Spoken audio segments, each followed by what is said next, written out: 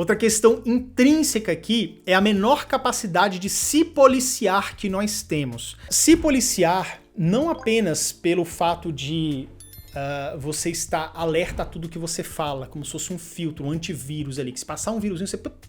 Não é bem isso que acontece, tá? A gente deve ter um filtro mínimo, e esse filtro mínimo, ele é comprometido por conta do TDAH, é o tal do nosso Simancol. O nosso Simancol não funciona muito bem, e a gente precisa estar o tempo todo calibrando isso, tá? E quando eu falo se policiar, não é você perder a sua essência, não é você perder a sua autenticidade. Quando a gente está se policiando, isso significa recordar brevemente que algo que a gente está falando no passado não foi legal, e assim a gente evita repetir no presente. Você está ali conversando com alguém, está tendo uma tratativa, você está tendo uma socialização, e aí se policiar é você estar o tempo todo reparando assim, na hora que você vai entrar no assunto, e eu já falei esse assunto antes e deu ruim. Isso aqui não deu certo, não é bom que eu repita esse tipo de comportamento. Então, dessa forma você fica imune, você começa a perceber esses padrões e você evita repetir no tempo presente. E não precisa ser apenas falas não, tá? São atitudes, situações, locais que você foi.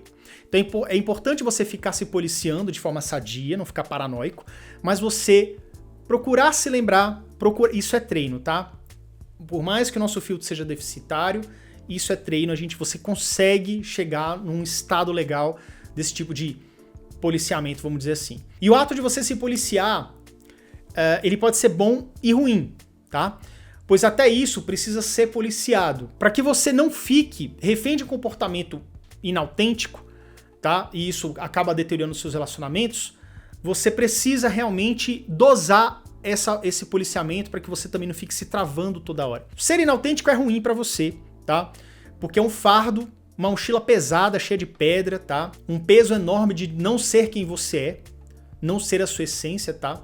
E ninguém aguenta sustentar inautenticidade por muito tempo. Ou você enlouquece a outra pessoa, ou vice-versa. Por outro lado, mesmo que você esteja usando adequadamente o fato de você se policiar, se você errar a mão, se você errar o cálculo com relação a se policiar, tá tudo bem, tá?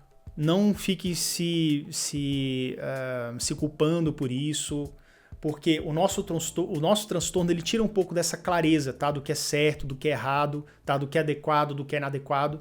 Então, muito provavelmente, quando você ajustar a dose do autopoliciamento, você também pode errar pela falta de clareza. Então, muitas vezes você vai recorrer à opinião de outras pessoas para saber se é isso mesmo que você deveria falar, se é isso mesmo que você deveria pensar, se o raciocínio está certo ou não.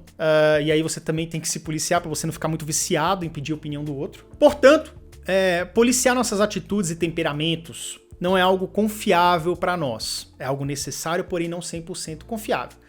E mesmo por isso, devemos focar menos nessa tática e mais em outras linhas de frente, como a terapia, medicação, acompanhamento médico. Então, o policiamento ele é um complemento. Você não deve ficar só dependendo do policiamento, embora o treino faça com que você consiga ter cada vez mais clareza e destreza nessa questão, mas o policiamento ele deve ser uma das táticas que você vai utilizar,